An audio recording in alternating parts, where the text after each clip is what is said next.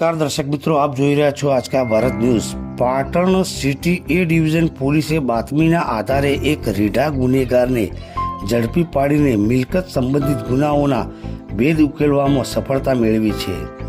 પાટણ પોલીસની ટીમ જ્યારે ખાન સરોવર વિસ્તારમાં પેટ્રોલિંગમાં હતી ત્યારે બાતમીના આધારે રંગુજી પ્રવીણજી ઠાકોર રહે બાલિશનાને નંબર પ્લેટ વગરના બજાજ પ્લેટિના બાઇક સાથે અટકાવવામાં આવ્યો હતો।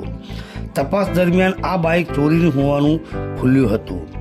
પોલીસે આરોપી પાસેથી કુલ 25,000ની કિંમતનો મુદ્દામાલ રિકવર કર્યો છે, જેમાં મોટરસાયકલ ₹15,000, બજાજ પ્લેટિના, રોકડ રકમ 5,500 પર્સમાંથી મળી આવેલ છે, સોનાની ચૂની ₹2,000, મોબાઈલ ₹2,500 વીમો કંપનીનો।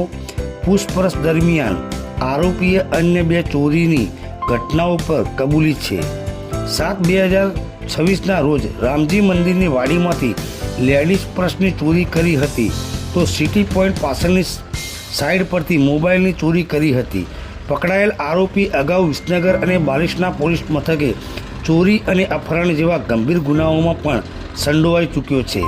આ સફળ કામગીરી police inspector K J. Bhoye, police sub inspector K J. Kodiyatar અને સર્વેલન્સ સ્ટાફ દ્વારા કરવામાં આવી હતી।